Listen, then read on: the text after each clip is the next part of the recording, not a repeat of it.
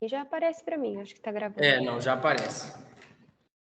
Boa tarde, Vocês estão pessoal. vendo? Já começou a gravação, tá? Então, a partir de agora, a gravação já foi iniciada, tá? Então, sejam todos bem-vindos aí, né, no nosso GT6, tá? GT de cooperativismo.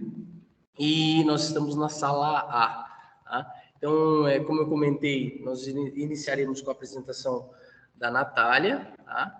E ao final nós vamos deixar para fazer as perguntas, tá? Então aí no final de todas as apresentações nós vamos ter aí as perguntas, dúvidas, enfim, né? Aí se o apresentador no caso tiver outra atividade ele vai poder optar, né?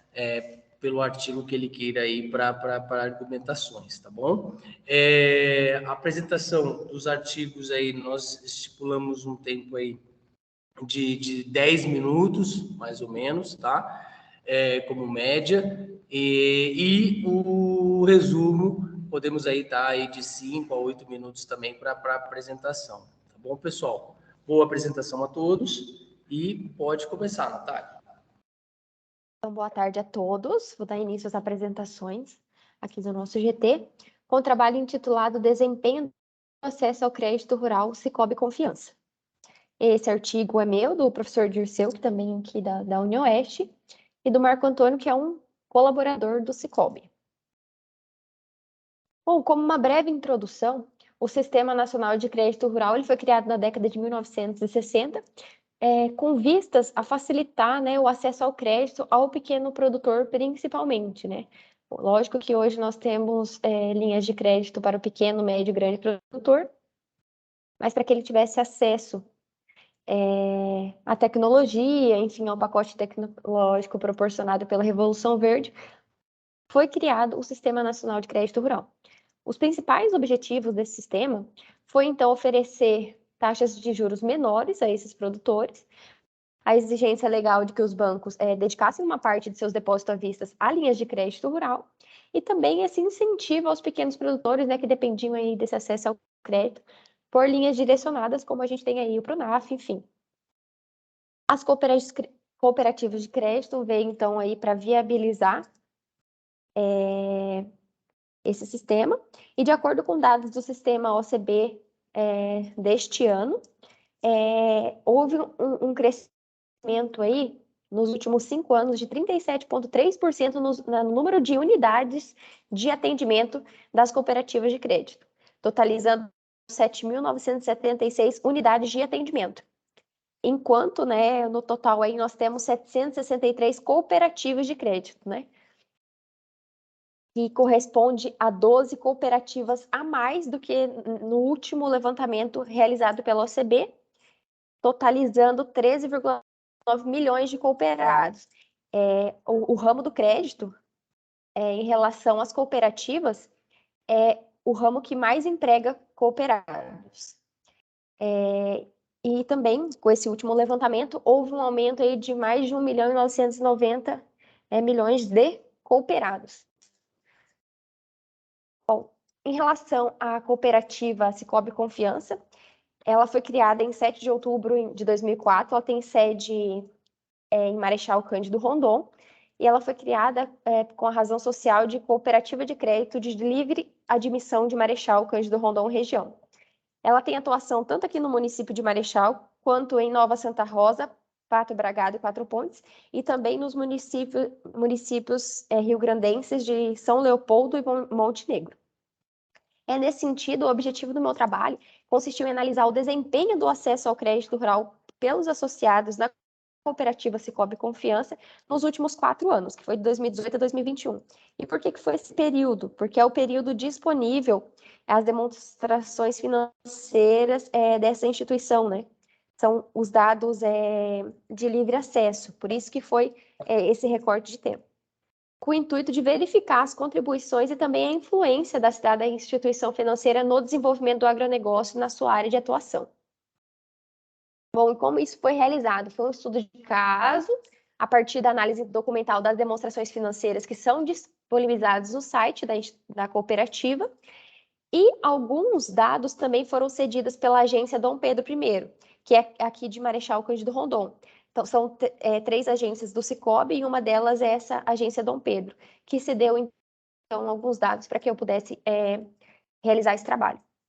Como já comentado, foi utilizado o período de 2018 a 2021 e foi os dados referentes ao segundo semestre de cada ano, que é 31 de outubro, porque eles fazem demonstração financeira 2 vezes ao ano. A partir desse levantamento de dados, os dados foram tabulados em planilha eletrônica e depois foram criados gráficos para exemplificar esses dados. As variáveis utilizadas foi carteira de crédito, composição da carteira de crédito por modalidade, liberações de custeio e investimento e composição da carteira de crédito rural e atividade econômica. Bom, aqui são os produtos que são disponibilizados na cooperativa Sicob Confiança, só coloquei a título de conhecimento, mas isso tem disponível no site da instituição, bem como as exigências para se enquadrar ali em pequeno, médio e grande porte cada produtor. O primeiro gráfico, nós temos a distribuição da carteira de crédito aqui da cooperativa de 2018 a 2021.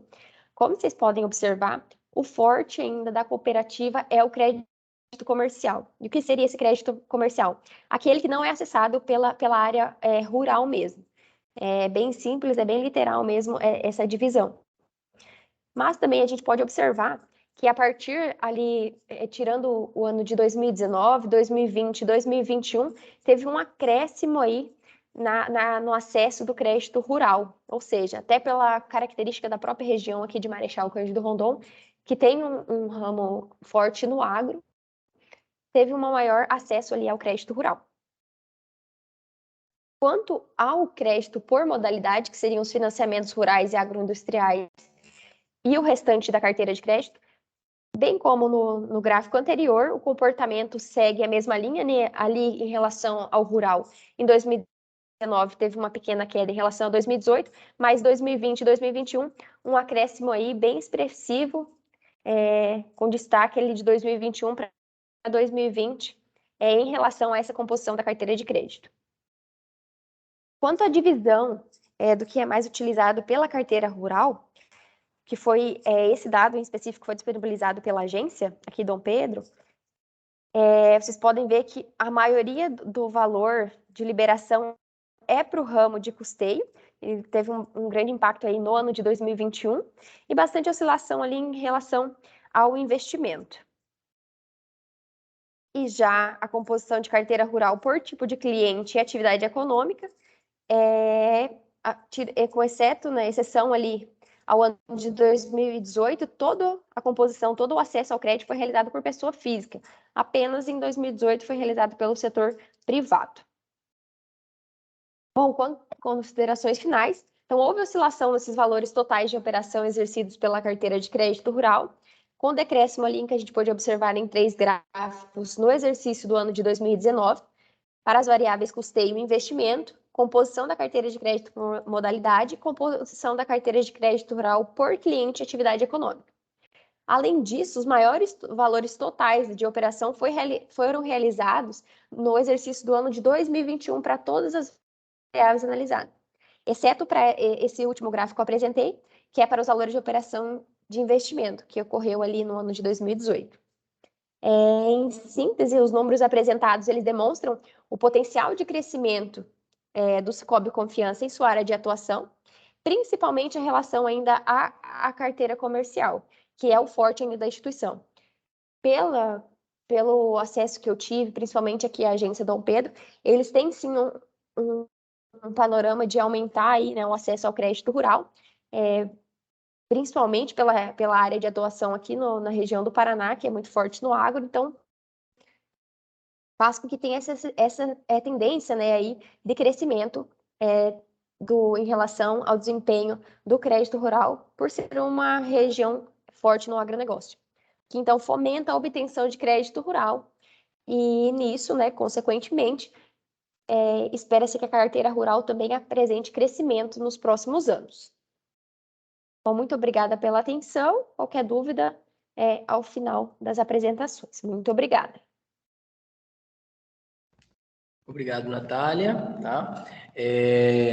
Se alguém tiver alguma pergunta no final, a gente pode estar discutindo aí, perguntando para a Natália esclarecimentos aí.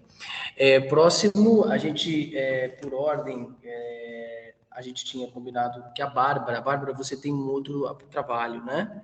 Um outro GT. Então, Sim. eu gostaria que o Marcelo levasse em conta, e aí a Bárbara vai apresentar Obrigado, Marcelo. O artigo dela, tá? Então, Bárbara, quando você quiser, já pode começar a compartilhar a tela com a gente aí, tá bom? Fique à vontade.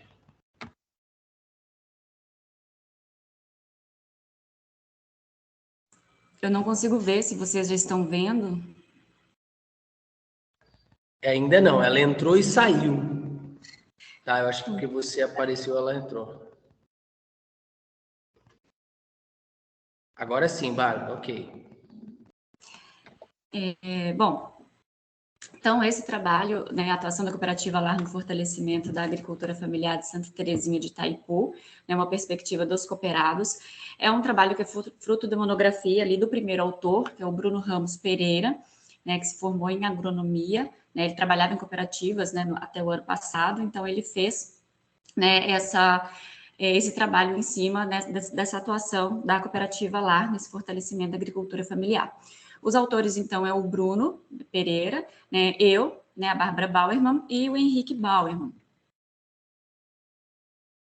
As cooperativas, elas têm um papel fundamental na inserção da agricultura familiar na economia, né, pois cabe a essas cooperativas a comercialização de grãos, de insumos, por exemplo.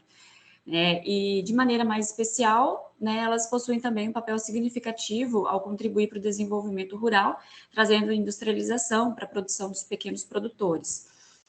Além disso, as cooperativas, elas também lidam com a parte técnica, né, do agronegócio, né, preocupando-se com as atividades, por exemplo, da produtividade física, métodos e processos de produção, layout, estudo de tempos e movimentos, né, e outros fatores pertinentes ali à melhoria da produção agrícola. Então, nesse sentido, esse artigo teve como objetivo analisar como que a cooperativa LAR, ela colaborou para o desenvolvimento, né, ou colabora para o desenvolvimento rural do município de Santa Terezinha de Itaipu, né, por meio ali da perspectiva dos seus próprios cooperados. Então, fazendo um breve histórico, né, de como surgiu o cooperativismo no Brasil, né, ele surge no século XVII, né, com a fundação das missões jesuítas no Brasil ali em 1612. Segundo os historiadores, foi nesse momento que se iniciou as primeiras organizações com traços cooperativistas.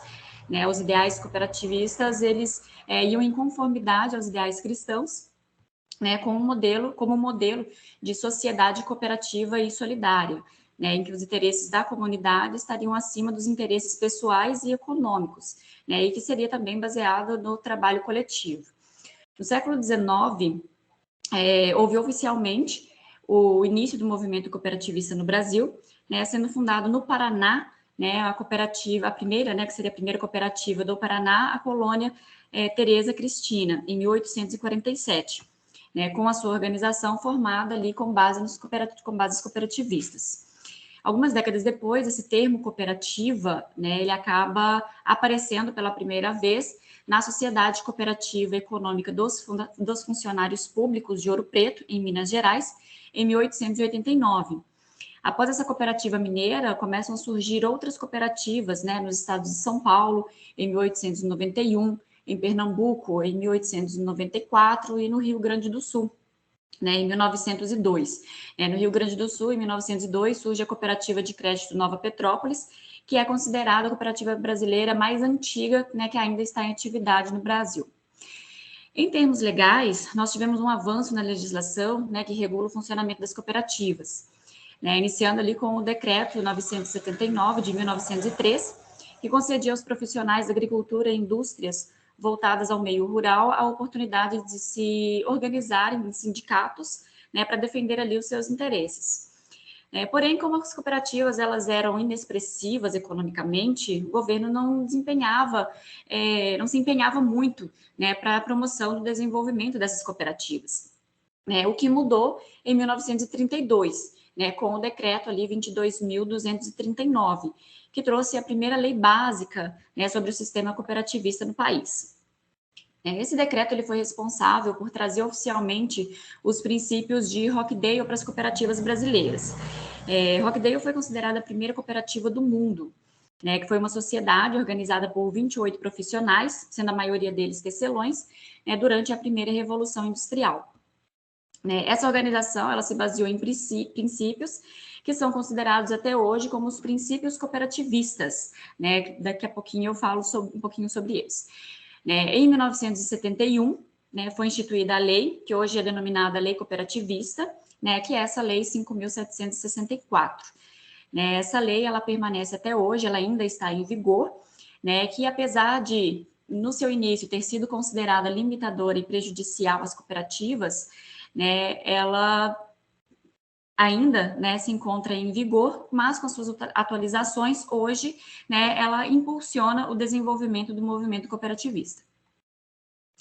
Em relação aos princípios cooperativistas, né, nós temos a Aliança Cooperativa Internacional, que é um organismo mundial que tem como função preservar e defender os princípios cooperativistas, né, e é essa aliança que estabelece, né, quais são os princípios a serem seguidos. E ela estabelece que, né, devem ser seguidos ainda os princípios de Rockdale, né, que são a adesão livre e voluntária, a gestão democrática, participação econômica dos associados, autonomia e independência, educação, formação e informação, intercooperação e interesse pela comunidade. A adesão livre e voluntária significa que cada, né, pessoa pode se associar voluntariamente, qualquer pessoa pode se associar voluntariamente à cooperativa.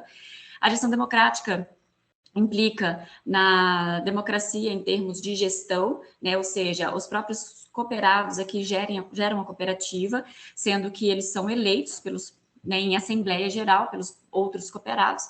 A participação econômica dos associados relacionada ali também, né, à participação democrática, né, em termos do que fazer com o capital da cooperativa, né, autonomia e independência, né, o próprio nome já diz, a cooperativa ela tem que ser autônoma e independente. Educação, formação e informação, né, a cooperativa ela deve fornecer essas informações ali para os associados, né, a intercooperação seria a cooperação entre as cooperativas e o interesse pela comunidade, né, que são aquilo que são as ações que a cooperativa ela promove para os seus associados. Em termos metodológicos, então, essa pesquisa ela foi realizada, então, por meio de uma análise documental e por meio de entrevistas. A análise documental foi ali feita através do relatório e balanço de 2021, as demonstrações financeiras e a revista lá, né, algumas informações do site. As entrevistas foram realizadas com 15 produtores, né, a princípio, né, 15 produtores e o gerente via WhatsApp, mas apenas 40% dos produtores retornaram, né, devido ao momento pandêmico que estava se vivendo, pois foi no segundo semestre de 2021, e acabou coincidindo um pouco com um movimento muito grande dentro da cooperativa, então o gerente acabou não podendo participar também dessa entrevista. A LAR, ela é a cooperativa, então, que de início, né, ela era chamada de Comazil, né, foi fundada em 1964, no município de Missal, no Paraná, né, somente na década de 70 é que ela muda, né, a sua sede para Medianeira, né, e dentre outras situações, né, foi denominada Cotrefal e, né, posteriormente, né, com a aquisição ali da Olealau e né, de Céu Azul e da Frimeza, né, em Medianeira, é que se torna a LAR mesmo, né, sendo utilizada como nome mesmo, né, da cooperativa. Então, em 2021, ela teve um faturamento de 17 bilhões de reais, né, possuindo mais de 24 mil funcionários, né, e mais de 12 mil associados. Em termos de importância, né, de influência da cooperativa LAR no fortalecimento da agricultura familiar, né, ela possui uma atuação muito presente, né, tanto em termos ambientais quanto em termos sociais. Né, como as ações sociais, em 2021, a LAR ela realizou doações para auxílio ao combate ao Covid-19, né, fornecendo equipamentos de uso hospitalar e EPIs, né, além de repassar materiais, né, doados por associados e fornecedores. Entre os beneficiados dessas doações, né, estão ali o Hospital e Maternidade Nossa Senhora da Luz de Medianeira, o Hospital Padre Tesa, de Matelândia, né, o Hospital Bom Samaritano de Céu Azul, né, e outros ali da região. Em relação à parte ambiental, né, ela tem um programa intitulado Programa Prioridade Ambiental Lar, que tem como objetivo identificar oportunidades e utilizar práticas que conscientizem e que gerem a responsabilidade social com o meio ambiente, né, seja elas nos processos de produção ou em relação à própria comunidade. Então, aqui nós temos, né, as principais ações realizadas em 2021 pela LAR, nesse sentido ambiental, né, que resumidamente aqui, né, não vou tomar muito tempo, né, resumidamente aqui, né, está relacionado ali com plantio de árvores, recuperação de nascentes, aproveitamento de biogás, capacitação dos associados também para as boas práticas ambientais para a gestão da propriedade, né, principalmente ali nas atividades de suíno de aves, plantação de mudas, destinação adequada de resíduos, né, de serviços de saúde da produção animal, tratamento de carcaças, parcerias com organizações ali para logística reversa, né, entre outros. Devido a essas ações, né, e outras realizadas em anos anteriores, os cooperados eles acreditam que a cooperativa LAR ela atua de forma positiva, não somente na propriedade, mas também na vida deles. Uma das influências positivas que os cooperados apontaram foi na permanência dos produtores familiares na propriedade rural. Os produtores apontaram o fato de a LAR ela proporcionar uma diversificação das atividades na propriedade e na região, fornecer cursos e eventos técnicos para a capacitação dos associados, fornecer oportunidades de negócios e preços diferenciados. E, de fato, existe realmente uma diversificação das atividades, porém a predominância na região é a produção de grãos. Então, aqui nós temos um quadro que mostra as áreas que foram realizadas as capacitações ali em 2021, sendo ali a cultura, excelência organizacional, liderança e negócios.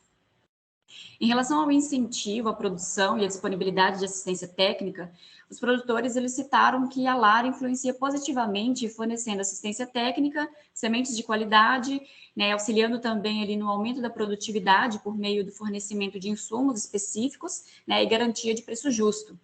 Além disso, a cooperativa ela conta com agrônomos especializados, que dão suporte aos produtores, desde a análise do solo até o momento da colheita.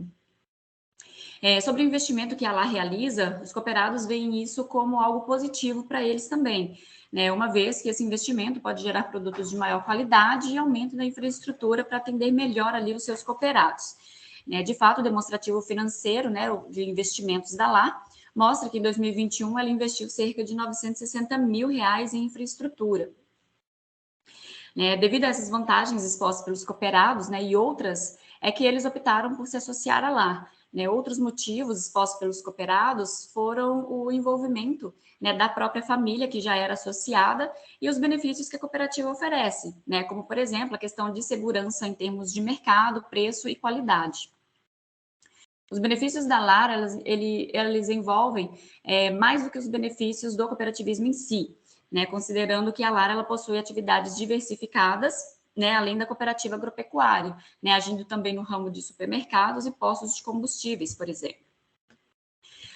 Assim, através dos relatos dos cooperados, percebe-se que a LAR ela contribui para o desenvolvimento rural e social por meio de investimentos em inovações e valorização de seus funcionários e cooperados, bem como a capacitação deles. Além disso, a LAR ela possui, para os seus cooperados, grande influência no fortalecimento da agricultura familiar, uma vez que ela se preocupa em prestar assistência técnica tanto para os grandes quanto para os pequenos produtores. As principais limitações deste trabalho se resumem ao fato de que as entrevistas ocorreram em período de pandemia, o que acabou reduzindo o número de cooperados. Portanto, fica como sugestão de pesquisa futura o envolvimento de mais cooperados aí na pesquisa. Obrigada, esse daí é o meu e-mail, caso alguém tenha alguma dúvida, quiser entrar em contato, já que eu vou ter que ir para o outro GT. Então, obrigada. Muito legal, Bárbara. Obrigado pela apresentação. Eu anotei aqui o seu e-mail, tá? Então, se tiver alguma dúvida do pessoal, eu mando para você, tá? E também vai estar disponibilizado depois da gravação, ok? Tá, obrigada. Eu vou me retirar agora, com licença. Marcelo? Olá! E aí, professor Dirceu, tudo bom? Vou tentar compartilhar aqui, gente. Só um minuto. Tudo bem, tudo bem. Demorei a entrar no sistema, mas consegui chegar. Eu também tive uns probleminha, mas consegui vir na hora certa também. É normal. Não foi fácil, mas agora estamos todos aqui. Professor Disseu, só atualizando, a Natália já apresentou, tá? Então nós estamos na terceira apresentação. E aí, no final, a gente vai abrir para discussões. Então, por isso que vamos todos apresentar, e aí, no final, a gente discute aí, se tiver alguma dúvida. Marcelo, sim. pode ir. Ainda não apareceu para a gente. Apareceu agora. Acho que esse é o único... Agora sim, apareceu. O único formato que eu consigo apresentar para vocês é esse, mas eu não vejo vocês. Se vocês quiserem interagir, daí vão ter que me chamar. Ok, pode fazer, pode começar. Tentar aqui, eu acho que vai melhorar um pouco. Muito bem, galera. Então, o nosso artigo aqui é uma parceria entre a Luana, que foi minha aluna de graduação, tá? Então, ela que coletou os dados e tudo mais. O Marcos Gregolin, que eu acho que vocês conhecem, o professor Dirceu conhece bem ele, foi egresso também aqui do DRS, tá? E eu também egresso do DRS. E é um trabalho que... Se tu me permite, professor, eu acompanhei toda a tese de doutorado dele lá em Santa Maria, inclusive. Foi da banca dele lá. E para te lembrar, professor, nós estávamos na mesma banca. Não sei se tu te lembra. Sim, me recordo, claro que sim. Isso, agora eu me recordei do mesmo, verdade. É isso aí. E esse artigo, ele nasceu depois da banca dele, sabe? Eu falei, tem um tema aqui que eu estou trabalhando e tal, você não quer ser parceiro? Aí ele veio e contribuiu um monte para esse artigo. E ainda está em construção, tá? A gente ajeitou para mandar aqui para o evento, mas é um artigo assim que tá pela metade ainda, sabe? Ele está em construção. A gente quer depois mandar para uma revista, né? Então, as críticas de vocês aí são bem-vindas. Bom, o título é O Voluntariado Corporativo e o seu potencial no desenvolvimento humano em cooperativas, tá? Então, o tema aqui é o voluntariado mesmo. Não está passando aqui tem que ser só no mouse. Bom, esse estudo... Agora foi, né? Esse estudo explorou o tema voluntariado corporativo, compreendendo a relação entre um programa de voluntariado e o desenvolvimento dos colaboradores que participam das atividades voluntárias incentivadas pela cooperativa. O voluntariado corporativo pode ser caracterizado como uma iniciativa formal das organizações em estimular seus funcionários a desenvolverem trabalhos voluntários em prol da comunidade e do meio ambiente. Então, esse é o conceito que a gente aderiu ao tratar desse tema neste estudo. E a questão que motivou o estudo é como o voluntariado corporativo contribui para o desenvolvimento dos colaboradores e para as cooperativas. Então, o objetivo é identificar quais as contribuições do programa de voluntariado no desenvolvimento dos colaboradores da cooperativa. Trata-se, então, de uma pesquisa qualitativa, descritiva, né? Foi por meio de um estudo de caso dentro de uma cooperativa do ramo de saúde aqui de Cascavel. As técnicas de coleta de dados foram documental, questionário e entrevista semi-estruturada. A cooperativa objeto desse estudo atua em 23 municípios do oeste do Paraná, então bem significativa aí a cooperativa para a nossa região. Os requisitos para a seleção dos colaboradores foram ser voluntário, ou seja, o camarada já tinha que ter um pouco de experiência com o voluntariado, participante de atividades voluntárias ofertadas pela organização, ser funcionário efetivo da cooperativa há pelo menos 6 meses e ter participado de pelo menos uma atividade voluntária incentivada pela cooperativa. Os colaboradores voluntários escolhidos para responderem o questionário foram 70, né, o que corresponde a 50% dos voluntários.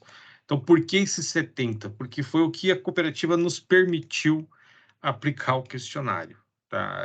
Eles permitiram fazer o estudo, tudo mais, mas eles escolheram 50% dos voluntários deles e falaram, olha, tá aqui, vocês podem fazer com esses, e desses 70 voltaram, então, e foram validados 54 respostas na coleta de dados dos questionários. Depois também foram entrevistados aí o analista e o coordenador responsável pelo programa de voluntário, tá? Uma entrevista semi-estruturada. Depois essa entrevista foi transcrita, codificada, e os códigos usados aí, a codificação usada no resultado desse estudo. A entrevista tinha aí 24 perguntas abertas sobre o funcionamento do programa, tá? E o nosso método foi dividido em 7 etapas, tá? Primeiro, a revisão bibliográfica, questionários, que foram aplicados questionários, depois entrevista semi-estruturada, depois pesquisa documental, depois a tabulação e análise dos dados, caracterização do fenômeno e apresentação e discussão dos resultados. Então, esse foi um pouco do nosso método aí. E em relação aos resultados, tá, trago aqui uma síntese deles. Tá? Eles estão divididos no artigo em 3 momentos. Né? O primeiro momento são os questionários, depois, o segundo momento, as entrevistas, né? Então, traz-se aí as falas dos entrevistados, faz uma discussão aí, e depois os documentos, tá? Analisados e trazidos ao texto, e um quarto momento, onde a gente discute isso e extrai desses dados os resultados e as contribuições. E sobre os questionários, né, a coleta de dados com o questionário, os principais resultados que chegamos foi: o voluntariado contribui no desenvolvimento humano e profissional dos colaboradores, isso ficou bem claro, a posição dos respondentes. É uma fonte de aprendizagem e realização pessoal. Os que acabam se envolvendo com o voluntariado, eles nos parece ter uma realização pessoal que vai além do ambiente profissional. Contribui na saúde mental e emocional dos voluntários, além de trazer autoestima, motivação. Contribui para a consolidação de valores éticos, clima organizacional, cultura e imagem positiva. Maior envolvimento dos colaboradores e melhora a comunicação interna, porque esses colaboradores que participam desses programas, eles acabam tendo relacionamentos mais próximos entre eles, e isso faz com que a comunicação melhore. Em relação às contribuições dessa etapa, a identificação dos benefícios do voluntariado para os colaboradores e para a cooperativa. E a percepção do voluntariado como ferramenta estratégica. Depois, em relação às entrevistas, a gente conseguiu confirmar com os entrevistados os resultados do questionário. Também a identificação do impacto da pandemia no programa que foi analisado, tá? Que foi muito forte. A produtividade e redução da rotatividade não são medidas quando relacionadas ao programa, então não há essa mensuração. A participação em atividades voluntárias não é considerada uma avaliação de desempenho da cooperativa, então é um programa à parte. Atualmente, não é possível utilizar o voluntariado para reduzir custos com aperfeiçoamento. Isso aqui é uma coisa que a gente encontrou na literatura, inclusive, que alguns estudos sugerem que é possível, e nas nossas entrevistas e no nosso estudo aqui não se confirmou. E a compreensão dos conceitos de voluntariado e a filantropia, né, que é muito confundido isso dentro das cooperativas, enfim, das empresas que trabalham com isso. Em relação às contribuições, contribuição teórica dos conceitos que abrange o voluntariado, foco no planejamento considerando os fatores externos que podem abalar a estrutura do programa, e foram feitas, através das entrevistas, sugestões para a cooperativa realizar melhoria melhorias em seu programa. Em relação à pesquisa documental, identificação da cooperativa e programa de voluntariado, a identificação dos principais objetivos e resultados do programa, relação do voluntariado com o desenvolvimento de competências e possibilidade de relacioná-las ao programa de gestão por competências da cooperativa, e alinhamento do programa com objetivos estratégicos da cooperativa. Então, isso foi possível diagnosticar através dos documentos levantados. Em relação às contribuições dessa fase da pesquisa, confirmação dos dados coletados, ensinamentos e pontuações relacionando o programa de competência ao voluntariado, conclusão de que o programa é estratégico para a cooperativa. Tá? Então, há uma relação entre o programa de competências, de formação de competências, e o programa de voluntariado. Tá? Mas a gente não consegue dizer ainda que reduz custo no programa de formação por causa do programa de voluntariado. Em relação às conclusões, nos deparamos com um programa que gera, além de benefícios pessoais, profissionais e ambientais, a relação de uma prática relativamente nova nas organizações, pouco valorizada, mas com grande potencial de desenvolvimento. Desenvolvimento humano. Esse potencial permite repensar na sua gestão, estendendo o debate do desenvolvimento humano e profissional para uma melhor gestão das organizações, utilizando o voluntariado como ferramenta de redução de rotatividade, atração de novos talentos, o que sugere um vasto campo de pesquisas futuras. Muito obrigado. Era isso, então, a minha apresentação, o meu artigo, fica à disposição de vocês. Valeu, Marcelo, parabéns, bem bacana, tá? Contribui bastante aí. O próximo pode ser o Gilberto, e aí a gente, no final, a gente pode, se o professor quiser fazer algum comentário sobre o artigo do professor Marcelo, a gente pode estar no final. Tá? Gilberto, você está pronto aí, Gilberto? Boa tarde, Gisele. Pronto, sim. À disposição. Legal. Gilberto, você pode... Tá? Agora são 2h08. Tá? O seu é artigo ou resumo, Gilberto? Artigo. Então vai lá. Uma média aí de 10 a 15 minutos aí. Tem a palavra aí. Então pode compartilhar. Deixa eu acionar o meu cronômetro aqui para eu acompanhar o tempo. Vamos lá.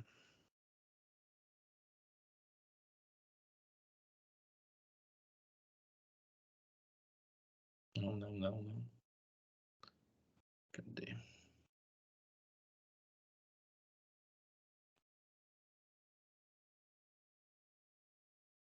Está compartilhando? Sim, está compartilhando a tela, um PDF aqui. Não é a apresentação, mas está Não é a apresentação. Espera aí.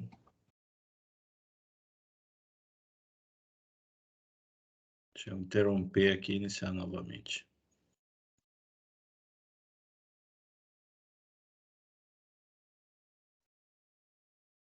E agora? Sim, perfeito. Pode começar. Beleza, então. Boa tarde a todos que estão participando aqui no grupo de trabalho, né?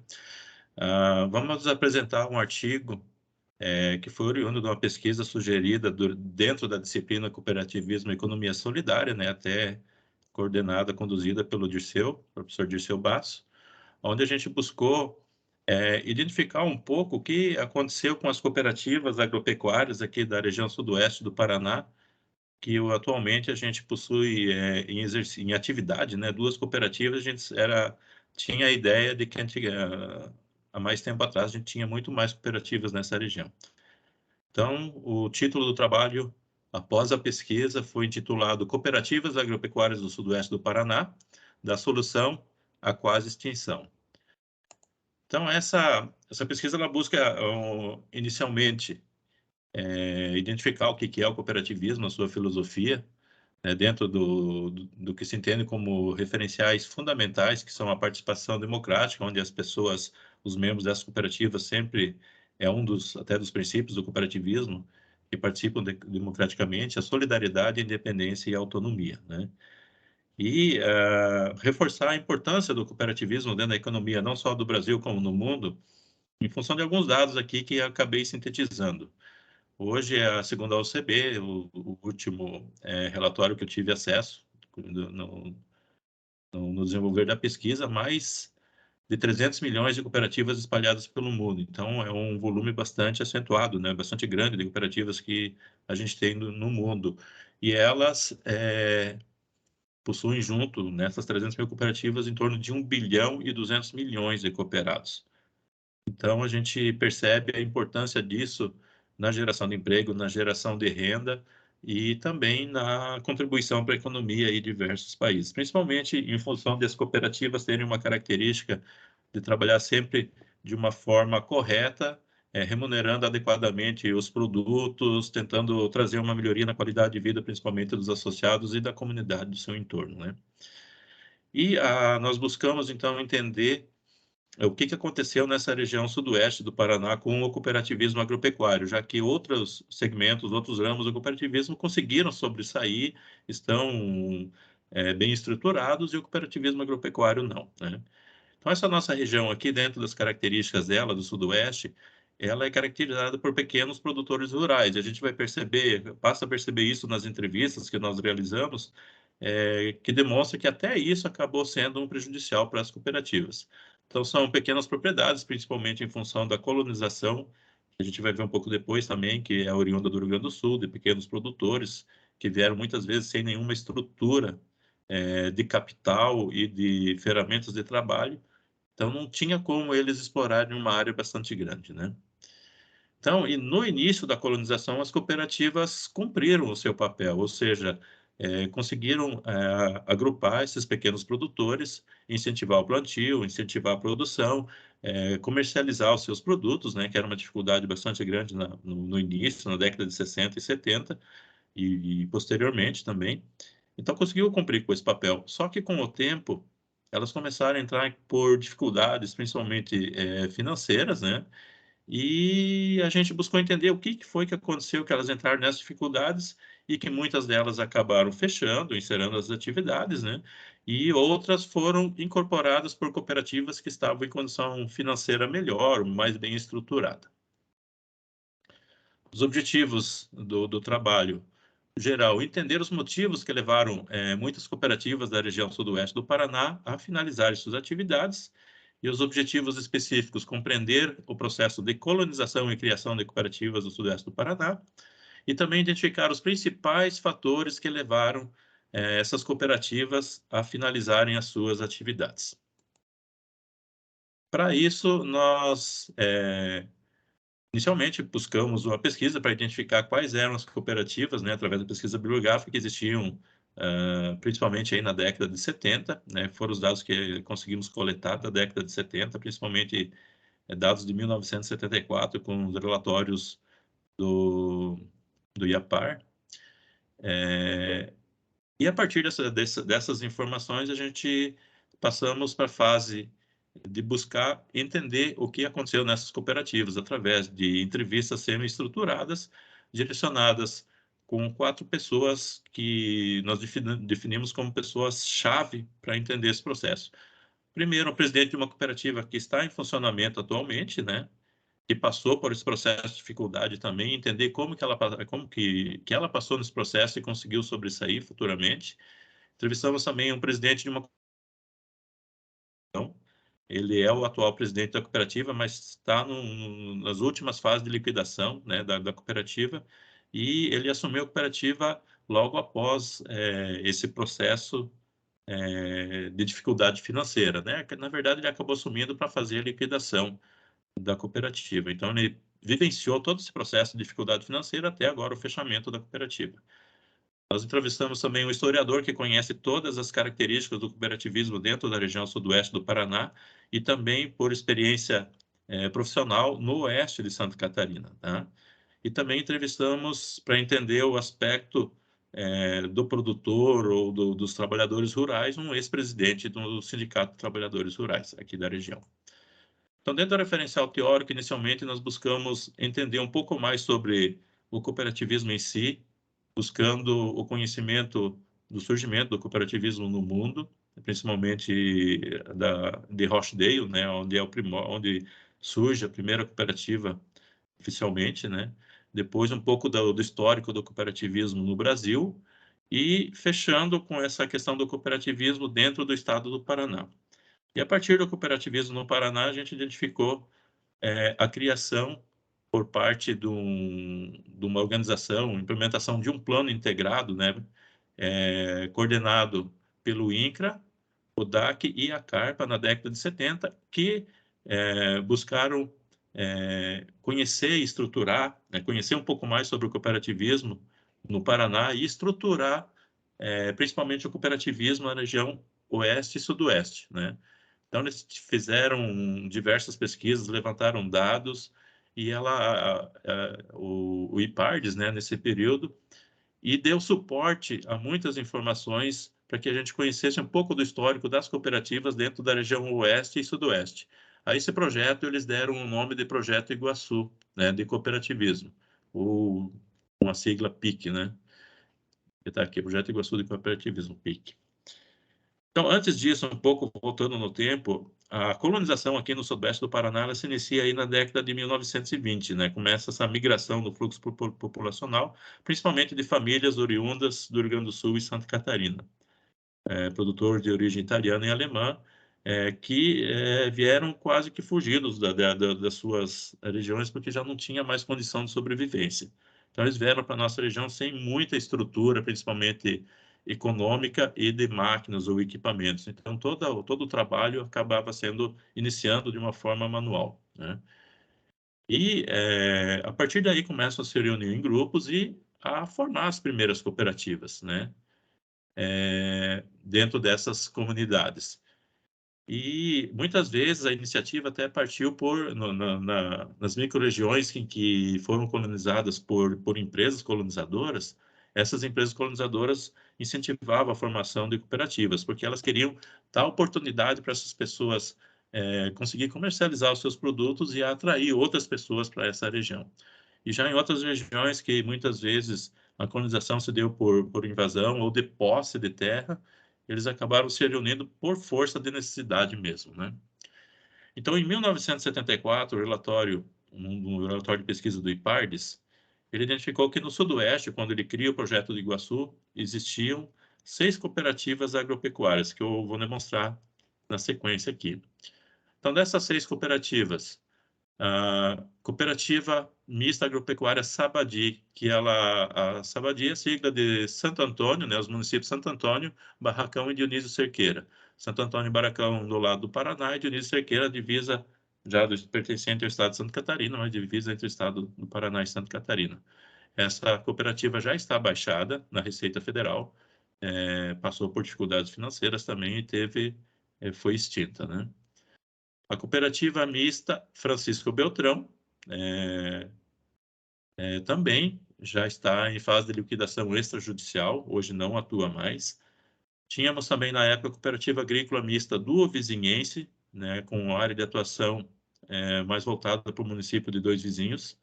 Ela consta na Receita Federal como ativa, entretanto ela está em fase final de liquidação, tá? Ela está ativa ainda porque tem alguns bens no nome e estão vendendo esses últimos bens para conseguir liquidar com as dívidas que ela ainda tem. Cooperativa Agropecuária Guarani, CAPEG, já está tanto inata, né, na Receita Federal, já não atua mais, e que estão atualmente atuando ainda a Coagro, Cooperativa Agroindustrial, que atua principalmente na microrregião de Capanema, e também a Coasul. Então, das 6 cooperativas, 4 já, as que não fecharam, estão em processo de fechamento e apenas 2 delas estão ativas. Então, principalmente nesse sentido que vem a gente buscar entender o que aconteceu com essas 4 cooperativas, né? E a partir disso, então, a partir das entrevistas com essas pessoas, nós conseguimos elencar algumas das possibilidades, né, os fatores que apontaram como fatores que dificultaram o crescimento ou o fechamento dessas cooperativas. Primeiro, Esses fatores foram evidenciados através dos presidentes das cooperativas, então, através do que a gente conseguiu elencar dentro das entrevistas.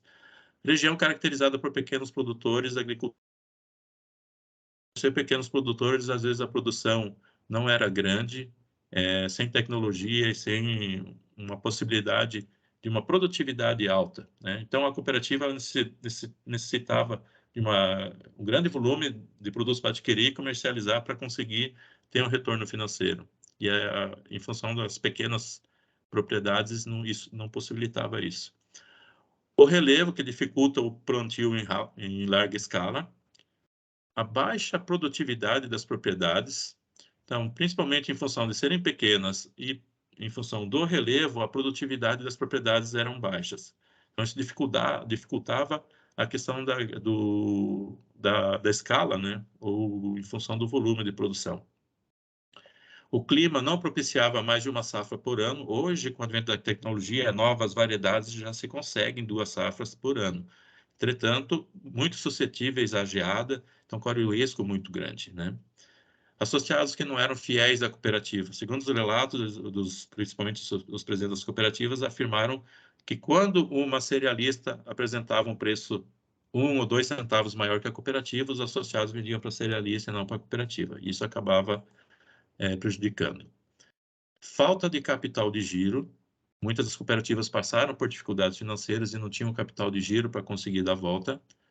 Falha na gestão das cooperativas. Eles elencam que, principalmente, a maioria dos associados das cooperativas não tinham formação, né? E isso fazia com que muitas das decisões eram tomadas de forma equivocada.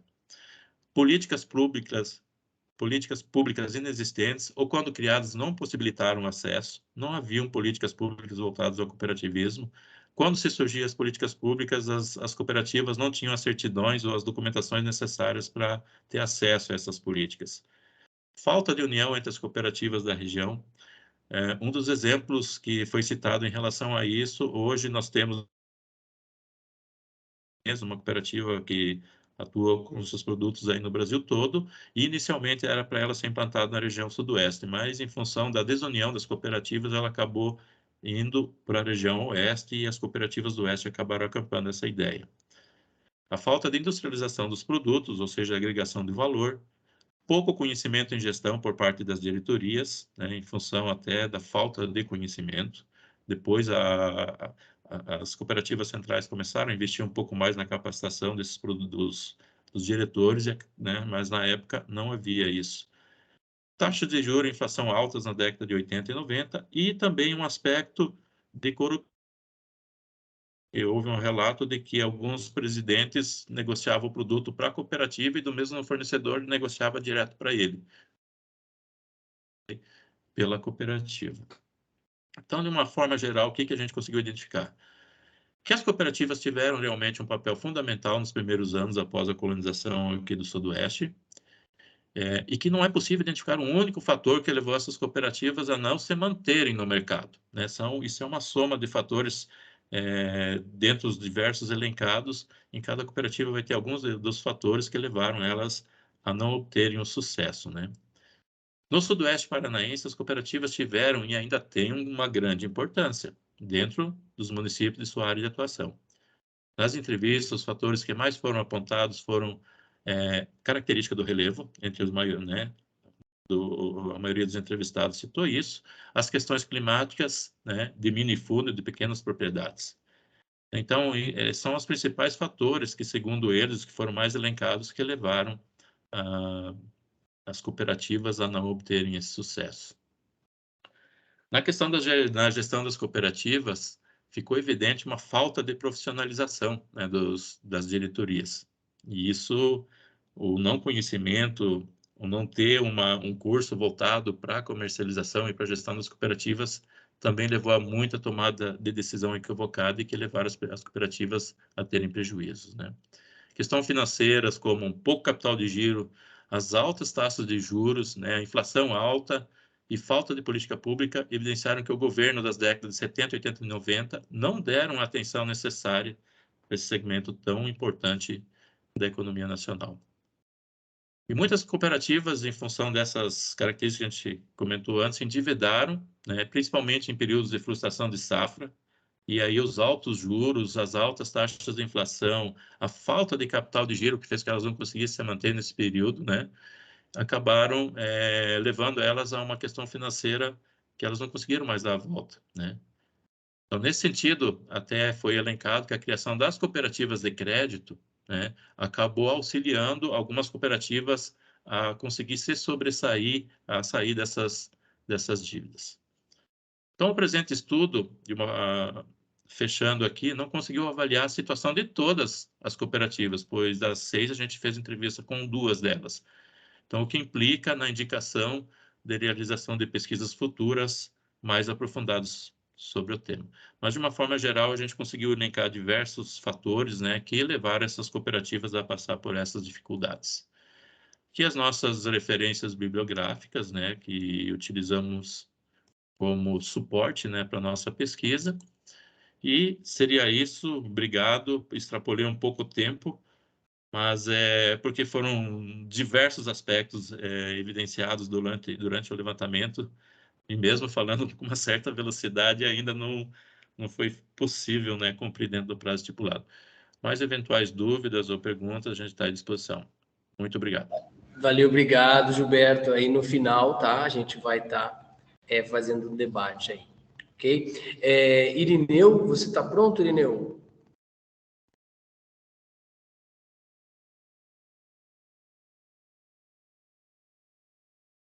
Estou aqui sim, né? Estou aqui sim, né? Legal. Gilberto, você pode...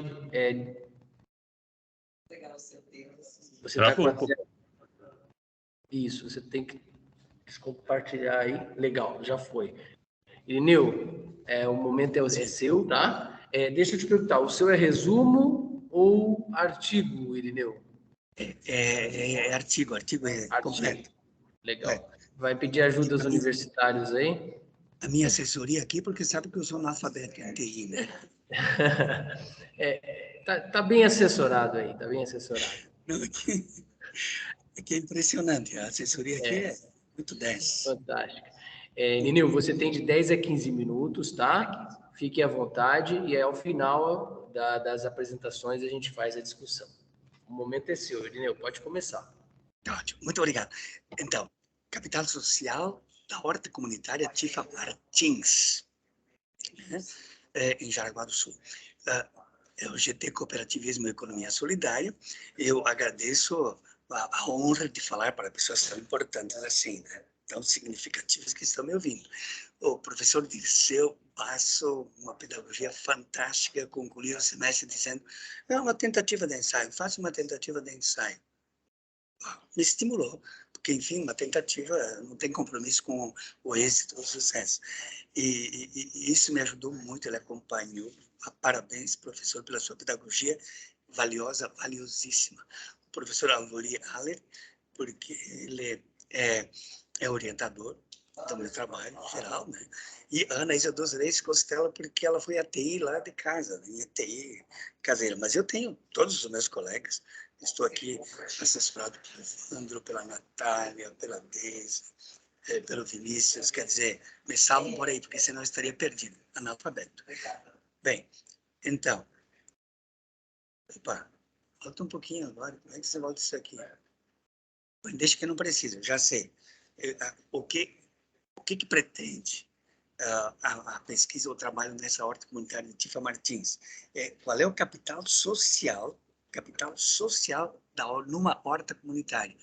Propriamente, Tifa Martins em Jaraguá do Sul. O objetivo da pesquisa é verificar o que uma horta comunitária urbana pode viabilizar em termos de desenvolvimento de relações de confiança que constituem o capital social. Confiança, normas e sistemas que contribuam para aumentar a eficiência da sociedade, facilitando as ações coordenadas. Citamos Putnam, mas claro que o capital social surgiu com Bourdieu, mas o Putnam popularizou o capital social. A metodologia da pesquisa é um estudo de caso, portanto, pesquisa qualitativa, exploratória, esclarece e modifica conceitos e ideias e envolve levantamento bibliográfico e documental e entrevistas não padronizadas. Público-alvo é a Secretaria de Desenvolvimento Rural e Abastecimento, através de 2 funcionários foram entrevistados, participante 1 e participante 2, e Horta Comunitária Tifa Martins, um hortelão e uma horteloa, identificados como P3 e P4 para preservar a identidade, em Jaraguá do Sul. E procedeu-se o estudo bibliográfico, é claro, para o embasamento teórico da pesquisa, que é fundamental. E outros documentos relativos à criação e desenvolvimento do projeto. Para a coleta de dados, foi utilizado um questionário semi-estruturado, um ponto de partida para entrevistas de acordo prévio e local definidos que nós agendamos e fomos nós, porque a Ana Isa foi junto comigo também. E as entrevistas em forma de diálogo registradas em aparelho celular, apenas em forma de áudio. Depois transcritas para fim de análise e discussão. E também foram realizados registros fotográficos. A divisão do trabalho, além desta introdução, a seção 2 apresenta o processo de elaboração e implantação do projeto do programa de hortas comunitárias e urbanas em Jaraguá do Sul, parceria público-comunitária, revisão bibliográfica e resultados alcançados. E na seção 3, considerações finais, quarta, a bibliografia. A coordenação do programa Horta Comunitária é da Secretaria de Desenvolvimento Rural e Abastecimento de Jaraguá do Sul, Santa Catarina, visando a inclusão de cidadãos que procuram vida saudável, preocupados e ocupados, para que seja economicamente viável, socialmente justa e ambientalmente sustentável. Parceria público-comunitária, PPC. Atribuições do poder público. Então, o poder público delimita o terreno cedido, lavra a terra, doa posta, estela, insumo e provê mudas também. Olha que maravilha, o que faz o poder público e que facilita a possibilidade da horta comunitária. As atribuições dos hortelãos e horteloas. Eleger o presidente e cumprir as normas, né? As atribuições do presidente, registrar os interessados, os representantes da família, endereço, telefone, WhatsApp e socializar normas e valores através de reuniões, encontros e verificar que tudo ande bem. A implantação do programa Parceria Público-Comunitária nas hortas comunitárias. A implantação do programa, o projeto, na verdade, existe desde 2014, mas de modo informal. Em 2017, já havia 26 hortas comunitárias abandonadas, porque aí assumiu uma nova administração, claro, pela troca democrática do poder, assumiu nova administração e passaram a existir oficialmente registradas como programa, germinar, não mais seja projeto, mas programa, de incentivo à produção vegetal urbana, pela lei regulamentada pelo decreto, né, e sancionada em 20 de dezembro de 2017. Portanto, já existiam, naquele momento que nós aí estivemos, né, a demanda de 52 hortas comunitárias. Estou sabendo hoje que já são 56. Jaraguá do Sul anda assim, no periurbano, ou no urbano, na verdade, urbano, na verdade, né? Com hortas comunitárias. E foi iniciativa dos presidentes de bairros o surgir das hortas comunitárias, porque tendo ciência de terrenos públicos baldios, mobilizaram moradores interessados em cultivar hortas comunitárias. Acessaram o poder público, que disponibilizou terrenos sem comodato. Isso fica uma conversa para depois com eles, porque eu acho que tem que ser incomodado. Acho que tem que ser definitivo isso aí. Se tem valor, tem que ser definitivo. Mas deixe isso lá para o final. E dispensando assim, eles dizem que assim dispensam o funcionário e permitindo a troca de finalidade do terreno a qualquer momento. Não, né? Não, feio. Não dá para trocar. Não dá para trocar. A finalidade precisa ser esta. Mas isso a gente vai construindo aos poucos com o grupo lá, né? Para não assustá-los agora. Os produtos da horta comunitária são para consumo familiar e doação. Não podem ser comercializados. Por quê?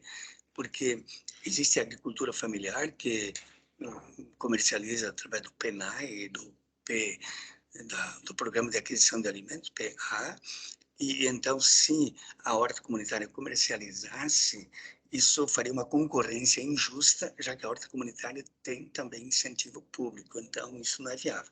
Existe, então, para autoconsumo e doação, uma experiência maravilhosa.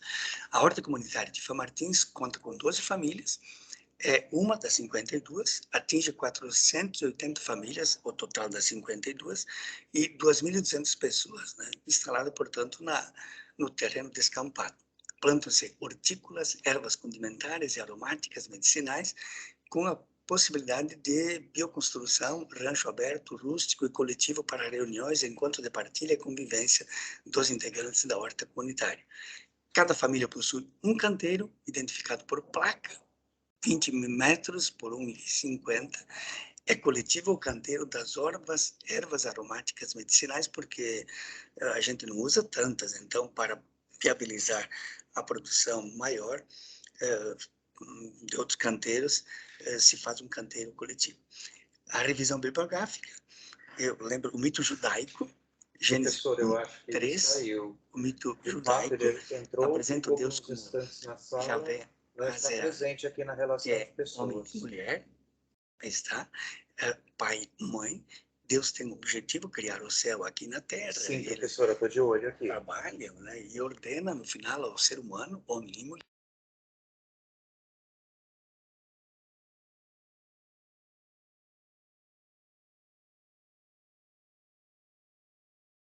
Irineu, você está sem áudio, Irineu.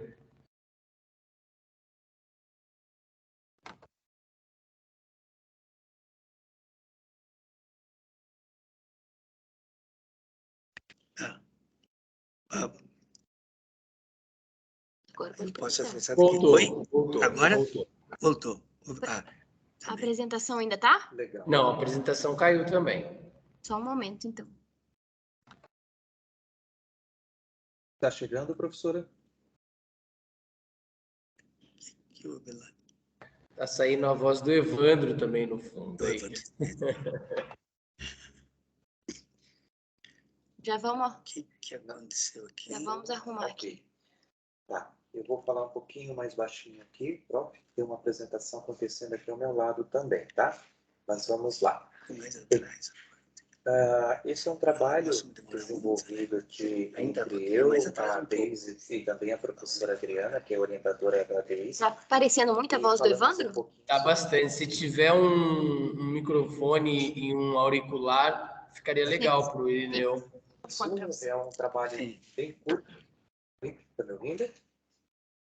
O juiz vai suspender o horário agora com isso? Vai continuar? É um trabalho bem curto que visa aqui. Primeiro, a caracterização da agricultura familiar, né, para aqueles que estão acompanhando o trabalho. Então, nós temos alguns quesitos básicos que falam dentro da Lei 11.326 de 2006, que estabelece o que é a agricultura familiar. Então, são aquelas pessoas que detêm uma área de até 4 módulos fiscais, lembrando que esses módulos fiscais podem alterar Agora estou me ouvindo? o tamanho de uma Estamos te ouvindo, o Evandro também. Agora o Evandro não. Agora não mais. Agora é só você. Pode continuar. Sem voltar ao texto, né? Depois aconteceu o caos, então Deus chama a responsabilidade do ser humano. Onde estás? Adão culpa Eva, Eva culpa a serpente, e Deus diz, não, vocês são responsáveis, vocês devem cuidar desse Tá dando interferência, Irineu. Uma interferência. Você vai ter que falar um pouco mais alto. Mais alto. Agora? Isso, Agora? Então, Deus responsabiliza o ser humano para que cuide do jardim, para que haja vida digna e construída com o próprio trabalho, na medida do possível. Né? Porque tem gente que não pode trabalhar. O bastante sem acumular à custa da ausência e da falta de outro, sem ganância. Porque a ganância no campo de Tolstói levou Parron a morte, perguntando de quanta terra você precisa só para ser sepultado. Nada. Por isso é preciso cultivar nisso a solidariedade. Cada um dá o que possui e recebe o que precisa. Dividir, nessa perspectiva, é multiplicar. É o princípio da solidariedade. Né? passo a adiante tecnologia de informação este e exemplo para comunicação. saber o que é o Então, capital a social. utilização de O capital ferramentas social tecnológicas, também ferramentas tem de capital acesso econômico, à capital político, informação mas o capital que social possam tem a dar ver com suporte relações. à E para mim, o modernização capital e social é que como venha a água, contribuir com a manutenção da o prego do agricultura familiar. concreto, Então, ou na o verdade, a fermento TIC, a ideia é que ela que a venha farinha e a servir água de resultam no suporte, pão, ela venha ou o sal, servir que fornece como o um sabor apoio ao na alimento. tomada de decisão, e Concreto, não como muitas pão, pessoas Irineu, também. você Oi, pode oi. falar mais alto que a gente não está te ouvindo, Irineu. Ainda não. Não, Então, fale mais alto você. Você Então, tem que assim, falar ó, mais alto. eu uso Trabalhar a no água processo de como gestão. o prego do concreto. Estão me A ouvindo agora? utilização também da TIC como Alô? melhoria de vida Alô? das pessoas. Sim, estamos Viu, te ouvindo. Irineu?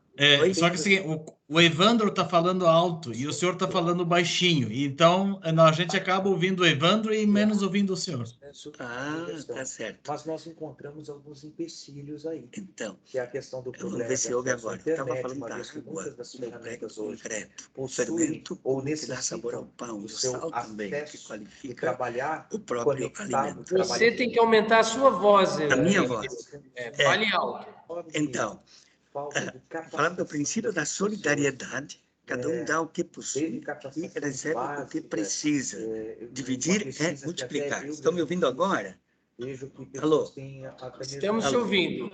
Estão ouvindo? Eu usava Isso. as três metáforas, água, fermento e sal, para dizer o que é o capital social presente aí. Os resultados da pesquisa, no uso de ferramentas do sistema de informação, visa a horta comunitária fortalece os laços de confiança, construindo comunidades coesas. agricultores Não familiares, existem não vizinhos, mas e não existem anônimos. utilização É uma farmácia doméstica e espaço antidepressivo. As pessoas vão para lá para buscar esse valor. A alegria em dar e receber. A cooperação é melhor do que a competição. mas são Tudo impedidos testemunhado por eles. justamente por isso, Empoderamento e justiça de gênero. As pessoas se sentem mais competentes na sociedade o que é a e ferramenta, as mulheres também se sentem conseguir empoderadas. associar Tem um aquilo espaço para construir trampolins e escada para impulsionar o voo inicial no mundo social. E constrói pontes que unem e derrubam muros, separam, porque quando as pessoas não se encontram, se consideram, às vezes, até inimigas. Existe a divisão do trabalho em seus espaços, casa, empresa e horta, como terceiro espaço. Então, não há monotonia na vida, há sonhos nos três espaços, casa, empresa e horta. Há compromisso com a sustentabilidade e economia doméstica, ainda que a finalidade não é buscar a economia doméstica, mas é uma consequência ao sentimento de utilidade e pertencimento à comunidade. É uma economia da dádiva, a grande alegria de dar, de distribuir, de receber, de devolver. Existe o princípio da solidariedade, cada um dá o que tem e recebe o que lhe falta. A autoestima proporcionada pelos maravilhosos meios de comunicação social. A horta é visitada por outros meios e eles citam isso com muita felicidade. Eles nos conhecem, valorizam. O município de São José veio nos visitar, é uma alegria muito grande. E através da doação de excedentes, cresce o espírito de solidariedade e partilha.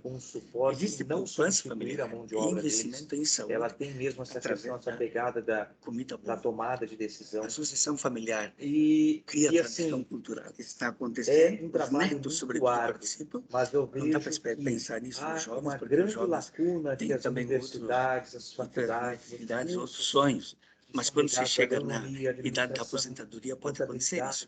Experiência piloto que pode gerar paradigma para outros municípios. Há um rancho de construção coletiva para edificar comunidade através do encontro no tripé das virtudes para um outro mundo possível, necessário e indispensável. A hospitalidade, direitos e deveres de todos, convivência, respeito e tolerância, comensalidade, comer e beber juntos e viver em paz. Considerações finais. A política realiza em curto prazo o que a caridade não realiza em milênios. A horta comunitária é viável e sustentável por ser demanda popular. A transição de projeto para programa de governo reconhece o valor da horta comunitária. A visita técnica favorece o ensino-aprendizagem. Eu aprendi muito com isso. E o programa proporciona e permite constatar o capital social, inter-relação de confiança, amizade, doação, solidariedade, troca de saberes, intensificação de relações sociais, empoderamento. O bem viver demanda hospitalidade, convivência, respeito, tolerância, comensalidade, que se aprendem no face a face. É o capital social que emerge da horta comunitária. Ele existe, sim, na horta comunitária. E as referências bibliográficas, e eu agradeço muito, muito a vocês. Desculpa por essas incompetências tecnológicas. Não, que Estão me isso. ouvindo? O bom é que, como tinha apresentação de apoio, a gente ia lendo junto com você aqui, deu para entender. Obrigado, Irineu. Ao final, se tiver alguma pergunta, a gente vai estar fazendo para você no final aí, tá bom? Tá, Alessandro, obrigado, eu que agradeço, Irineu. Alessandro, se você já estiver pronto, já poderíamos iniciar.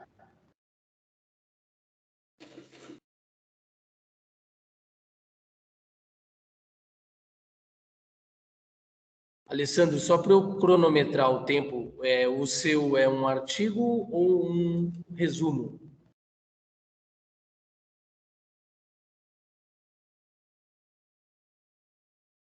Você está sem microfone, Alessandro. Não estou te ouvindo. Agora que eu coloquei. Ah, legal. Legal. Boa tarde, Alessandro. Tudo bem? Seja bem-vindo. Obrigado. Fique à vontade, Alessandro. Ok, obrigado a todos. Bom, esse é um... Bom, temos que ser rápidos, né? Então, esse é um pequeno ensaio sobre a origem da economia solidária do turismo rural, que partiu dos meus estudos do doutorado, que tem o título Espaço Hedônico, Convergências Utópicas entre a Economia Solidária e o Turismo Rural. Então, esse pequeno ensaio surge dentro desse trabalho maior do doutorado, um pequeno capítulo desse doutorado, vamos dizer assim, né? E aí o que a gente encontra é o Roberto como um fabricante texto, filântropo, reformador social, fundador do socialismo utópico, inspirador do cooperativismo, que aos 10 anos já era um vendedor de tecidos reconhecido, aos 18 muda-se para Manchester, ele começa a trabalhar na indústria do tecido, né? Então, em 1792, com 21 anos, ele torna-se gerente do Piccadilly Mill, que é uma indústria de tecido, devido ao seu espírito empreendedor, habilidades em gerenciamento, suas visões morais progressistas. Em 1793, ele foi eleito membro do Manchester Literary and Philosophical Society. Então, quer dizer, ele já estava dentro de uma sociedade filosófica com 22 anos, eu com 55 não estou em nenhuma sociedade filosófica, e sou filósofo.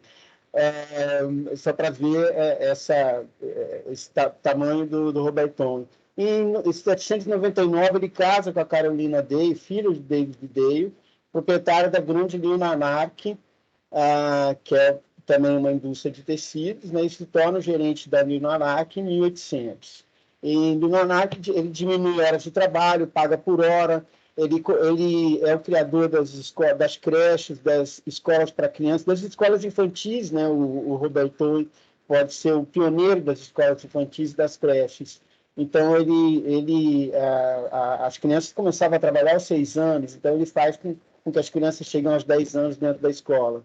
Trabalho comunitário, e também dentro da história dele está justamente a questão do afastamento do álcool, que já é um problema grande da sociedade naquela época em que a mais-valia, o capitalismo já estava bastante avançado, né? Em 1825, ele vai para a Indiana e faz vamos dizer, uma cópia de New Lanark, comprando uma cidade com 180 edifícios, que era uma vila anarquista do George Rapp, e funda a comunidade utópica com crenças socialistas, centro de reforma educacional, que se transforma num centro de reforma educacional, pesquisa científica, experiência artística e trabalho predominantemente agrícola, né?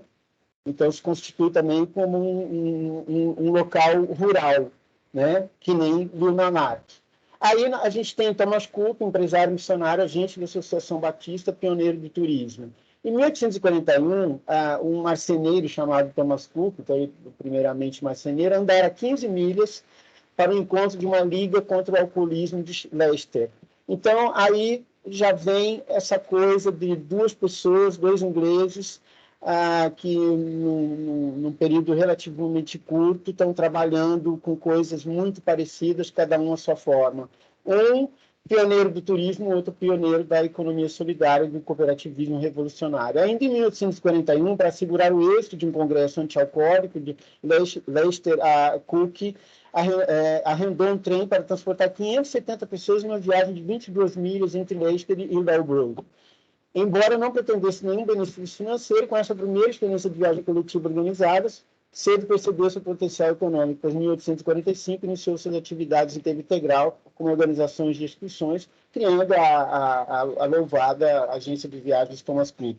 Em 1846, 2 anos depois da Beta, a cooperativa equitativa de Rochdale, completamente inspirada por Robert Owen, com que agencia um serviço de guia de turismo de 800 pessoas que viajaram de Londres, lá embaixo, na Inglaterra, até Glasgow, lá em cima, e muito provavelmente, no caminho, eles podem ter ladeado a estrada, eles passaram ladeando por essa estrada lá na Yorkshire, onde muito provavelmente alguns dos seus visitantes, alguns dos seus 800 turistas, poderiam ter viajado de Nanak, né?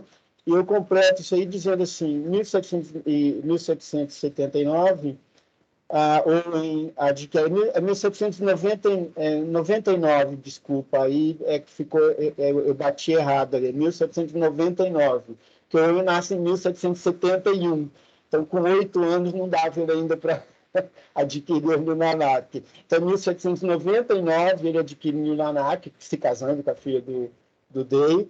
Em 1915 a 1925, o Nanak já registra mais de 20 mil visitações turísticas.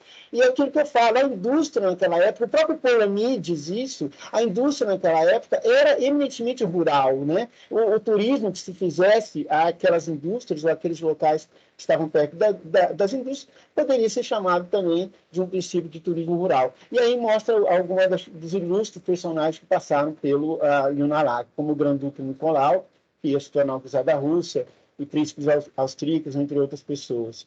Em 1825, funda New Haven, em Indiana, nos Estados Unidos. Em 1841, o Cook faz aquela caminhada, e mesmo em 1941, ele faz essa primeira viagem agenciada até Leicester, né? E já 5 anos depois, quer dizer, 2 anos depois da abertura da cooperativa de Rochdale, ele faz essa viagem de 800 pessoas a Glasgow, passando muito provavelmente por Lanarkshire, próximo ali ao Nanak.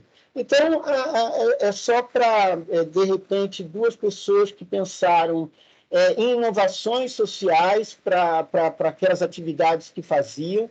O Owen, ele foi uma criança na tecelagem, então, muito provavelmente, ele sabia das agruras que passaram as crianças. Então, toda essa questão da escola para as crianças e fazer elas ficarem na escola até os 10 anos era uma coisa muito importante, mas mais importante ainda era a preocupação com o alcoolismo, que já era uma preocupação para os adultos. Tanto que nas escolas criadas para as crianças pelo Owen, os adultos também frequentavam até de uma maneira para baixar o nível alcoólico, né? E aí, por último, eu só mostro essa foto para mostrar as áreas de New Nanak e New Harmony, que, evidentemente, ao que parecem, pelo menos em foto, locais de turismo rural, ou locais de turismo na área rural, né, na área rural dessas localidades. Bom, se eu fosse colocar uma foto da minha propriedade de turismo rural e o que ladeia a foto de turismo rural, vocês iam ver ali um pouquinho de verde e o resto devastado pela monocultura. Então, o que a gente vê também é que essas cidades, elas, e esses projetos, essas comunidades utópicas, até hoje, né, elas funcionam como ativos de turismo e, evidentemente, historicamente, como ativos da economia solidária. É isso, muito obrigado pela atenção de vocês, espero que tenham algum interesse por esse detalhe da história da economia solidária e do turismo rural. É claro, o que eu digo aí também, só para fechar, é que a questão da economia solidária estava um pouco anterior a própria questão do cooperativismo solidário ou do cooperativismo revolucionário, que é mais o nome mais específico usado para os cooperativos de Rochdale. Então, além de fazer essa junção da economia solidária com o turismo rural, eu coloco uma anterioridade da economia solidária em relação ao cooperativismo revolucionário. É isso, muito agradecido pela atenção, excelente seminário a todos. Valeu, obrigado, Alessandro. Tá? O último apresentador aí, né, do seu artigo é o Daniel. Ele está terminando de apresentar lá no GT de Turismo, tá? E caso, se a gente quiser já fazer algum debate, alguma pergunta, a gente já poderia estar abrindo para fazer esse debate agora, enquanto o Daniel não chega, tá? Então, está aberto aí, professor, né? Quiser dar umas palavrinhas aí, sua percepção nos trabalhos dos colegas, fique à vontade enquanto o Daniel não entra na sala por estar apresentando lá no GT de Turismo.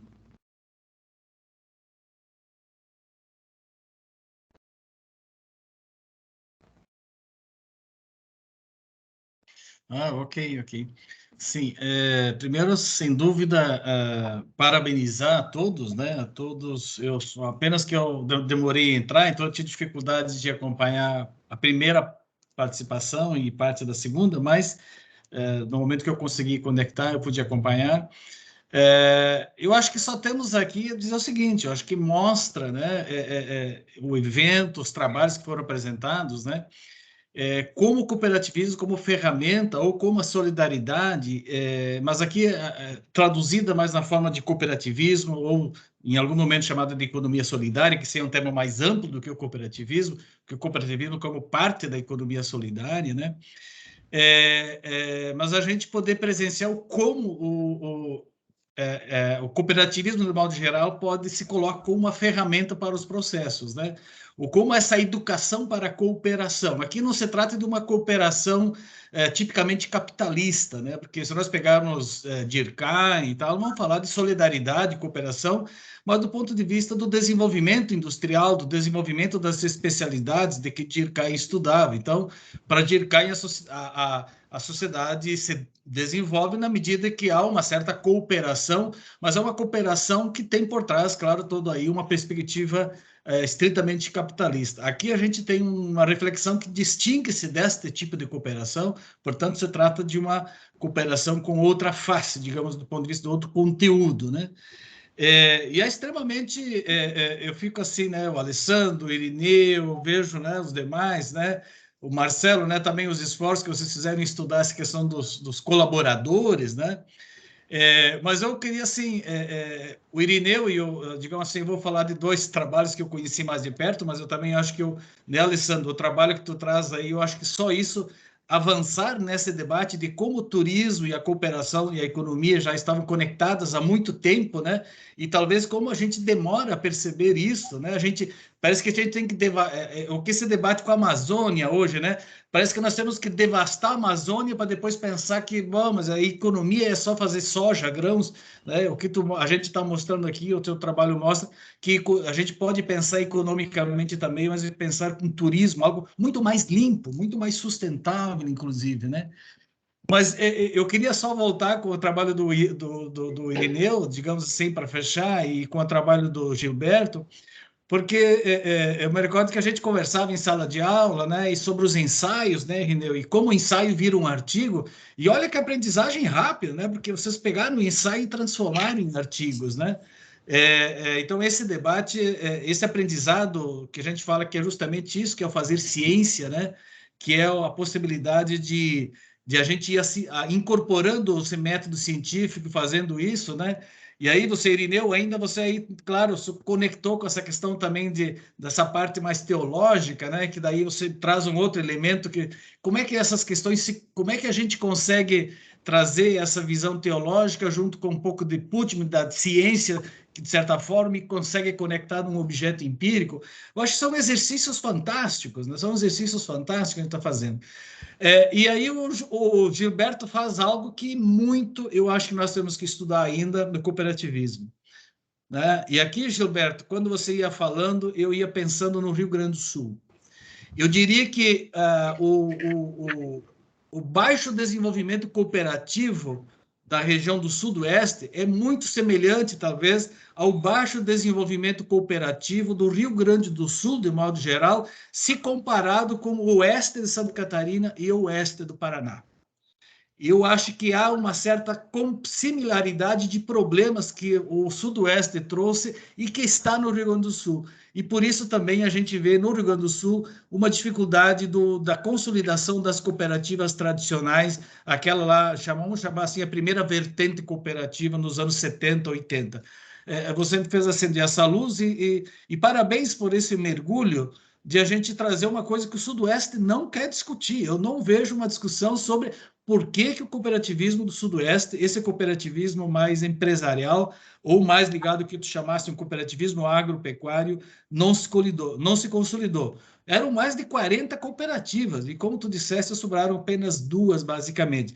Claro que agora nós podemos falar das cooperativas de economia solidária, mas é uma outra vertente que vem depois e caberia outros estudos, inclusive. Mas eu só teria a dizer, com essas palavras, né, parabenizar os trabalhos apresentados, né, e eu sei que nós temos uma bela dívida agora como programa de pós-graduação, né, poder dar luz a todos esses estudos que vocês estão trazendo, aqueles que já foram realizados e esses que vocês estão apontando. Eu só fico muito grato por ser parte dessa história com vocês e estar vivendo esse momento com vocês. Meu muito obrigado. Vamos lá, parabéns aí a todos, né? O Daniel já entrou. Daniel, fique à vontade, são 3 horas e 1 minuto. Você tem de 10 a 15 minutos para apresentar o seu artigo aí. Pode ficar à vontade, Daniel.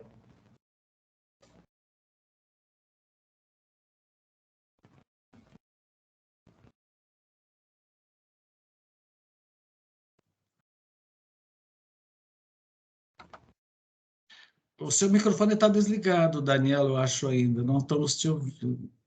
Não estamos te ouvindo, nem vendo a sua apresentação, né? Desculpa. Agora sim, te ouvindo. Boa tarde a todos. Estou compartilhando a tela aqui, então. Isto. Aqui.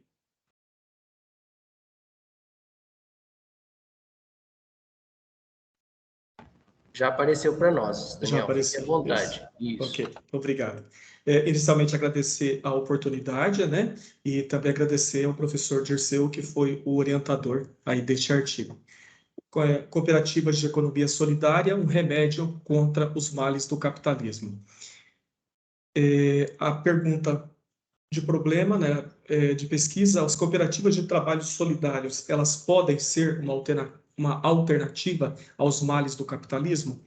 E o objetivo deste artigo foi, através dessa pesquisa bibliográfica documental, descrever e explicar como essas cooperativas de economia solidárias podem ser uma alternativa aos males causados pelo capitalismo. Lembrando que este artigo é um recorte de um outro maior que eu estou acabando de escrever para poder passar para o professor Dirceu para que ele faça os apontamentos. Então, inicia com o surgimento do cooperativismo, imagino que já tenha sido citado algumas vezes nesses artigos que me antecederam, né? Então, surge lá como resistência ao processo neoliberal, a questão do foco do cooperativismo, né, que nós temos, que é todo no trabalho, que é na questão do ser humano que se identifica e busca a sua satisfação plena, abre espaços para o protagonismo, estabelece uma identificação direta com o produto que ele produz, tendo acesso à utilização dos mesmos e não somente focado no capital, né? E aí, por que surgiram, então, as cooperativas, né? No momento histórico que a gente vê, a classe trabalhadora, ela estava submetida ali a 12, 14 horas de trabalho diário, né? Salário de fome, condições precárias de saúde, de segurança, e de trabalho, né? E questão também de ausência de leis trabalhistas que os protegiam e também a questão previdenciária. E aí, os operários de Rochdale criam, então, uma cooperativa de consumo, essa cooperativa autônoma, solidária e gerida pelo princípio de uma pessoa, um voto, né? Citando a questão dos empreendimentos econômicos solidários, eles vão surgir, então, a partir da segunda metade do século XX, né, com os princípios de democratização da gestão do trabalho, princípio da ajuda mútua, da responsabilidade, da questão da equidade e da solidariedade. Também o domínio do know-how produtivo, uma distribuição equitativa da renda obtida e o fortalecimento do desenvolvimento local de forma sustentável, tendo ali, sobretudo, como base a autogestão. O que seria essa autogestão? Onde todos decidem coletivamente e onde os valores da ética, da honestidade, da transparência e da responsabilidade social são definidos por todos. Dentro do trabalho, nós utilizamos o conceito de desenvolvimento de Ignacy Sakes, né, quando ele aponta lá os 3 atributos que seria o desenvolvimento das pessoas, para as pessoas e pelas pessoas, né? O desenvolvimento das pessoas, aumentando ali as suas oportunidades, capacidades, potencialidades e direito de escolha. Para as pessoas, quando garante que os seus resultados sejam apropriados de forma equitativa pela população. E pelas pessoas, quando as empodera, né? O material e método utilizado foi pesquisa bibliográfica documental. Fizemos um passeio Ambassan sobre Pires e Silva, Singer, Mota, Rios e Sakes e outros autores que estão descritos no artigo completo. Cooperativas e empreendimentos de economia solidária, né? Então, observa-se que quando está dentro desses empreendimentos, as pessoas elas se unem voluntariamente, né? Isso possibilita uma maior e mais efetiva participação da sociedade, há a possibilidade de adquirir conhecimento na área administrativa, empresarial e mercadológica. Se eu estou na cooperativa de trabalhos de economia solidária, eu posso tanto transitar do chão de fábrica até a área administrativa, né? Seria esse o conceito.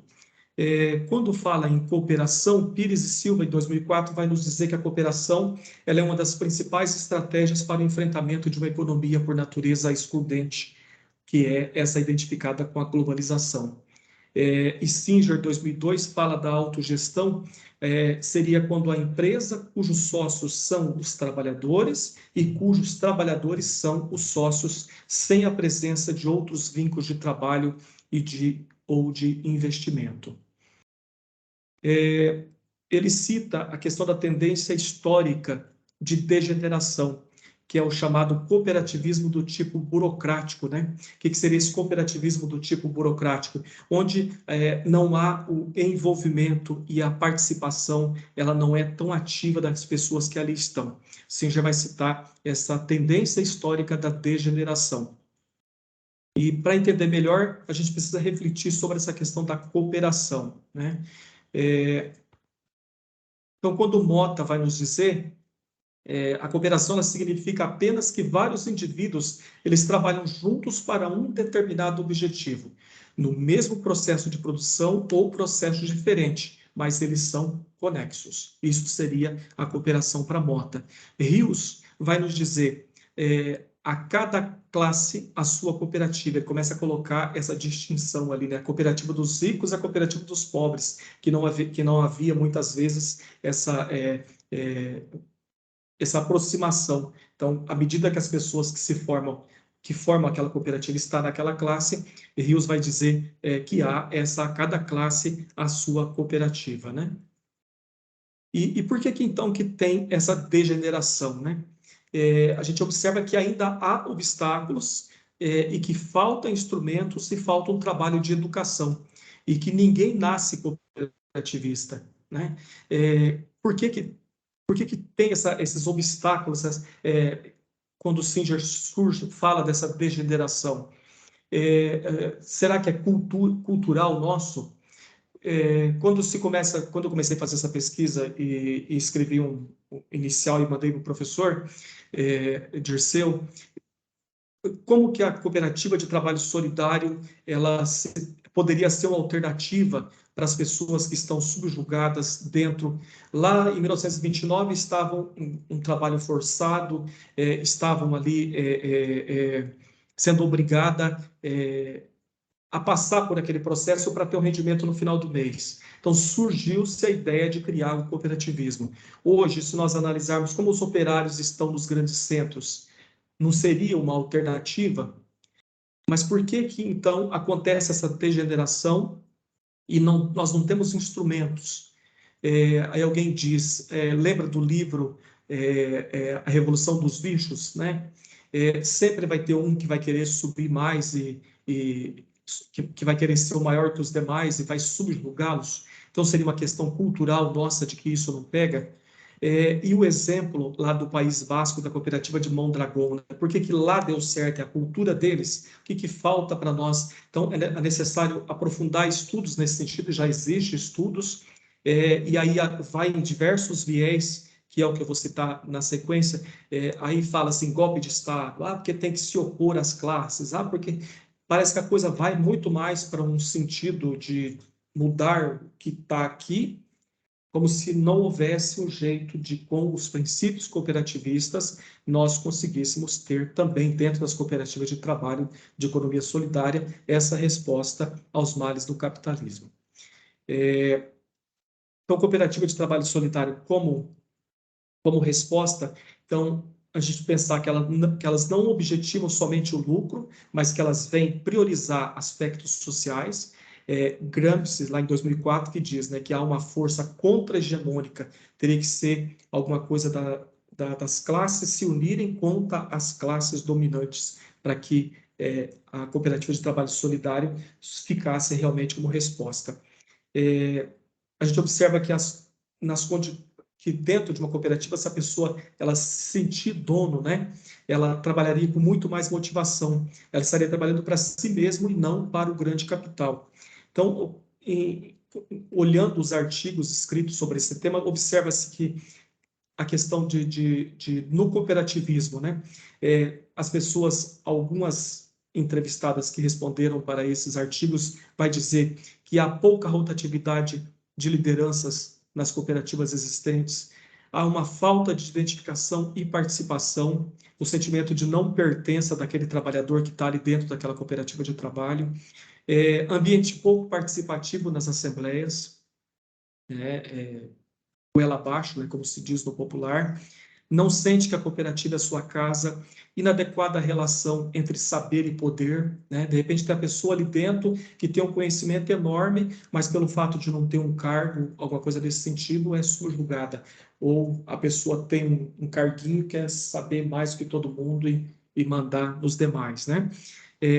Um fraco processo de capitalização versus as empresas concorrentes. A cooperativa, a legislação pega ela com mais força na questão contábil, não vender sem nota, tudo que entra tem que estar documentado, colocado na contabilidade. Quando vai se apurar o custo lá no final, percebe-se que o ganho foi pequeno, né? Há uma falta de intercooperação.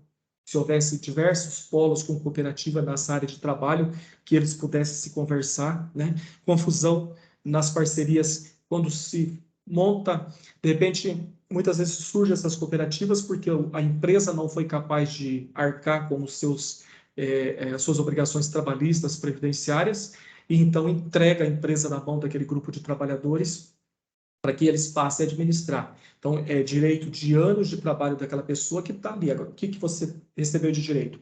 Essa empresa está aqui, cuida, agora é teu, o filho é teu, né? E a pessoa, de repente, não está preparada, ou outras vezes o próprio poder público chega e oferece um trabalho, oferece um contrato com a prefeitura, com o Estado, e a pessoa vem formado nessa área de cooperativa, então, muito mais para dissimular os direitos trabalhistas e previdenciários dos trabalhadores do que os princípios cooperativistas.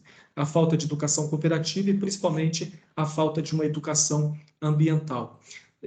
Na questão da economia solidária, a gente percebe a não geração de excedente suficiente para os seus membros, né? Então, a pessoa acaba ficando ali um tempo, mas o ganho não retorna para ela à medida que ela estivesse exercendo essa atividade dela na iniciativa privada, né? A falta de controle eficiente na contabilidade, rotatividade dos colaboradores, falta de controle de qualidade dos produtos e serviços oferecidos por essa cooperativa, dificuldade nos processos produtivos e de comercialização e uma dependência sempre externa, sempre alguém tem que pôr dinheiro lá para poder a coisa melhorar.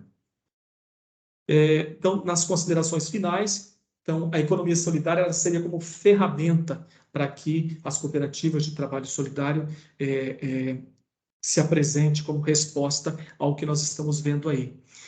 Que houvesse essa remoção de barreiras, desenvolvimento de produtos acessíveis. Seria uma utopia pensar nisso. Temos que aprofundar os estudos e que houvesse a possibilidade de se dar essa resposta à sociedade, né, dar essa resposta que, através dessa forma de cooperativismo, melhorasse as condições de trabalho das pessoas que ali estão trabalhando, né? Não sei como é que está meu tempo, encaminho para o final já. Está acabando já. Então, lembrar que as referências bibliográficas que foram utilizadas na elaboração deste artigo, elas estão descritas no artigo completo e vai fazer parte dos anais deste evento, né? E, mais uma vez, agradecer aí pela atenção de todos vocês e pela oportunidade de poder estar participando deste evento tão importante. Perfeito, Daniel. Muito obrigado. Obrigado a todos. Professor, o senhor tem alguma consideração com o trabalho do Daniel? Fique à vontade, e aí a gente já pode encerrar. Não, acho que ele se insere dentro do debate que eu fazia antes, né? Como aquele trabalho de uma tentativa de um ensaio e virar um artigo, e essa conexão, de certa forma, o aprendizado, pesquisa acadêmica com a temática do cooperativismo, né? São dois aprendizados que vêm ocorrendo paralelamente com cada um dos que apresentaram, né? Então, nesse momento, acho que, dado também o tempo, e eu sei que todo mundo também quer se posicionar para logo mais assistir aos jogos, mas dizer assim, eu acho que parabéns, né? Parabéns aí às reflexões, parabéns a esse esforço que cada um faz, porque eu acho que é isso que é fazer. Eu acho que nesse sentido o DRS a gente vem conseguindo manter esse espírito, né? Deste aprendizagem teórico, metodológico, acadêmico e conectado, é claro, dentro da interdisciplinaridade, cada um com seus temas, né? Mas nós aqui com o tema do cooperativismo, economia solidária, eu acho que a gente está extremamente de parabéns aí o conjunto, né? E dos demais que já estão apresentando e o que nós vamos ter amanhã ainda. Acho que era isso de minha parte, só agradecer o esforço de cada um aí. Legal, pessoal, obrigado, parabéns a todos, né? E amanhã estamos aí de volta. Bom jogo para todos. E aqui eu encerro a nossa gravação, tá? Então, já vamos encerrar a gravação.